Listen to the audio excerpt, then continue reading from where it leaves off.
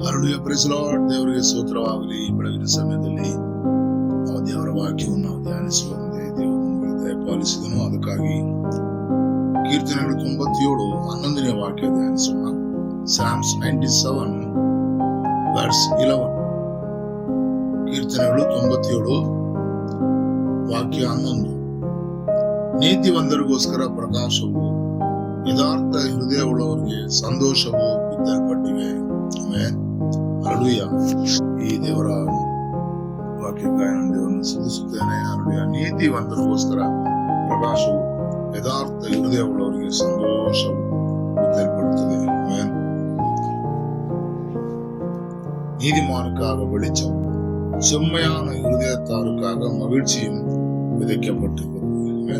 ಯಥಾರ್ಥ ಹೃದಯ ಉಳ್ಳವರಿಗೆ ಯಾವಾಗಲೂ ಸಂತೋಷ ಉಂಟಾಗಿರುತ್ತದೆ ಎಂಬುದಾಗಿ ಈ ವಾಕ್ಯದ ಮುಖಾಂತರ ನಾವು ನೋಡ್ತೀವಿ. ಆಮೇಲೆ ನಮ್ಮ ಮನಸ್ಸಿನಲ್ಲಿ, ನಮ್ಮ ಹೃದಯಗಳಲ್ಲಿ ಕಪಟವೋ, ವಂಚನೆಯೋ, ದ್ವೇಷವೋ, ವಿರೋಧವೋ, ಯಾವುದೇ ರೀತಿಯ ಹೊಟ್ಟೆ ಕಿಚ್ಚಿಲ್ಲದೆ, ಯಾವುದೇ ರೀತಿಯ ಒಂದು ಮತ್ತೊಬ್ಬರನ್ನು ಕುರಿತಾಗಿರುವಂತಹ ಯಾವುದೇ ರೀತಿಯ ಕೇಡು ಇಲ್ಲದಿದ್ದರೆ ಹಲ್ಲೆಲೂಯಾ, ಅಲ್ಲಿ ಏನಾಗುತ್ತದೆ? ಸಂತೋಷವು ಬಿತ್ತಲ್ಪಟ್ಟಿದ್ದೇವೆ ಎಂಬುದಾಗಿ ದೇವರ ವಾಕ್ಯದಲ್ಲಿ ನೋಡುತ್ತೀವಿ. ಆಮೇಲೆ யாருக்கு யதார்த்த ஹிருதயம், செம்மையான ஹிருதயம் உள்ளவர்களுக்கு என்ன உண்டாகும்? மகிழ்ச்சி விதைக்கப்பட்டது. ஆமென். செம்மையான ஹிருதயம் நமக்கு உண்டாயிருந்தால் தேவன் நிச்சயமாகவே நம்ம எப்பொழுதும் மகிழ்ந்திருக்க செய்கிற தேவன். ஆமென். அவருடைய ನೀತಿವಂತರಿಗೋಸ್ಕರ ಪ್ರಕಾಶನ, ನೀತಿಮಾನುக்காக வெளிச்சம். ನಾವು ನೀತಿವಂತರಾಗಿರುವುದಾದರೆ ಯಾವಾಗಲೂ ನಮ್ಮ ಜೀವಿತದಲ್ಲಿ ಬೆಳಕು ಉಂಟಾಗುತ್ತದೆ. ನಮ್ಮ ಕಾರ್ಯಗಳಲ್ಲಿ ನಾವು ಕೈ ಹಾಕುವಂತ ಎಲ್ಲ ಕಾರ್ಯಗಳಲ್ಲೂ ಅದು ಬೆಳಕಾಗಿ ದೇವರು ನಡೆಸೋದಕ್ಕೆ ಅವನು ಶಕ್ತನಾಗಿದ್ದಾನೆ. ಯಾಕಂದ್ರೆ ಯೋಸೇಫನ ಜೀವಿತ ನಾವು ನೋಡುವಾಗ ನೀತಿವಂತನಾಗಿದ್ದನು.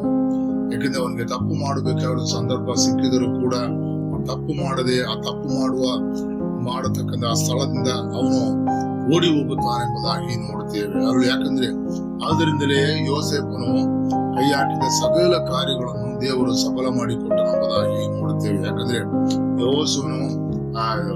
ಯೆಹೋವನು ಯೋಸೇಫನ ಜೊತೆಯಲ್ಲಿ ಇದ್ದಂತ ಕಾರಣ ಅವನು ಮಾಡಿದ ಎಲ್ಲ ಕಾರ್ಯಗಳನ್ನು ಸಫಲ ಮಾಡಿಕೊಟ್ಟನು. ಆಮೇಲೆ தேவன் யோசேப்போடு இருந்ததுனால அவன் செய்த எல்லா காரியத்தையும் தேவன் நிறைவேற்றினார் என்று பார்க்கிறோம். ஏன்?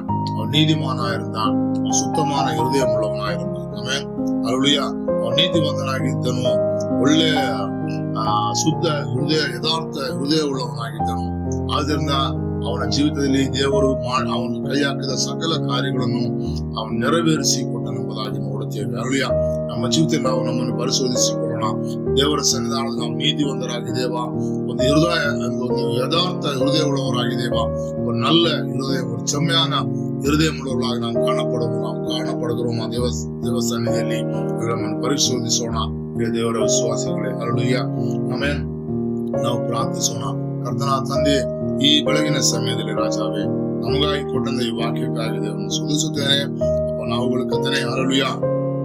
நீதிமான்களாக இருந்து தேவனுடைய வெளிச்சத்தை நாங்கள் எங்களுடைய வாழ்க்கையிலே பெற்றுக்கொள்ளவும், நல்ல இருதயம் உள்ளவர்களாக இருந்து அப்பா மகிழ்ச்சியை அப்பா எங்களுடைய வாழ்க்கையில் நாங்கள் அனுபவிக்கவும் நீர் செய்கிற பெரிய கிருபைக்காக ಸ್ತೋತ್ರம் ஆண்டவரே. ஹல்லேலூயா.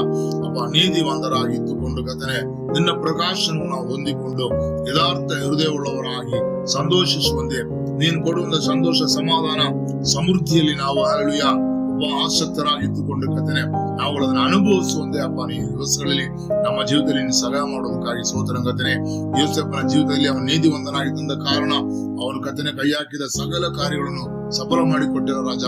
ಈ ಪ್ರಕಾರ ಕರ್ತನೇ ಹಲ್ಲೇಲೂಯಾ, ನಾವು ನೀತಿವಂತರಾಗಿ ಯಥಾರ್ಥವುಳ್ಳ ಹೃದಯವುಳ್ಳವರಾಗಿ ನಾವು ನಿನ್ನ ಸನ್ನಿಧಾನದಲ್ಲಿ ನಿಲ್ಲುವಂತೆ ನೀನು ಕೊಡುವ ಆಶೀರ್ವಾದಗಳನ್ನು, ನಾವು ಕೈ ಹಾಕುವ ಸಕಲ ಕಾರ್ಯಗಳನ್ನು ನೀನು ಸಫಲ ಮಾಡಿ ಕೊಡುವುದಕ್ಕೂ, ನೀನು ಕೊಡುವ ಆಶೀರ್ವಾದಗಳನ್ನು ನಾವು ಅನುಭವಿಸೋದಕ್ಕೂ ಕರ್ತಾವೆ ನೀನು ನಮಗೆ ಸಹಾಯ ಮಾಡಬೇಕಾಗಿ ಪ್ರಾರ್ಥಿಸುತ್ತೇವೆ ಕರ್ತನೇ. ಸ್ತೋತ್ರ ಹಲ್ಲೇಲೂಯಾ. ಯಥಾರ್ಥ ಹೃದಯವುಳ್ಳವರಾಗಿ ನೀತಿವಂತರಾಗಿ ನಿನ್ನ ಸನ್ನಿಧಾನದಲ್ಲಿ ನಿಲ್ಲಬೇಕು ಎಂಬುದಾಗಿ ನಾವು ಬಯಸುತ್ತೇವೆ ಕರ್ತನೇ. ಅದಕ್ಕೆ ನೀನು ಕರ್ತನೇ ನಿನ್ನ ಪರಿಶುದ್ಧ ಆತ್ಮನ ಮುಖಾಂತರ ನಮಗೆ ಸಹಾಯ ಮಾಡು ಕರ್ತನೇ. ಸ್ತೋತ್ರ ಹಲ್ಲೇಲೂಯಾ.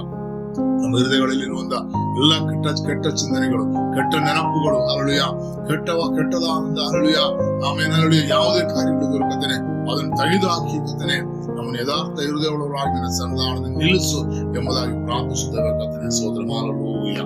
ನಿನ್ನ ಕೃಪೆಯಲ್ಲಿ ನಮ್ಮನ್ನು ನೆಲೆ ನಿಲ್ಲಿಸು.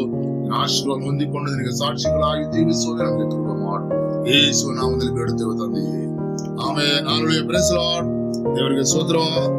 ದೇವರು ನಿಮ್ಮನ್ನು ಅನುಗ್ರಹಿಸಲಿ. ಸ್ತೋತ್ರ ಸ್ತೋತ್ರ ಸ್ತೋತ್ರ.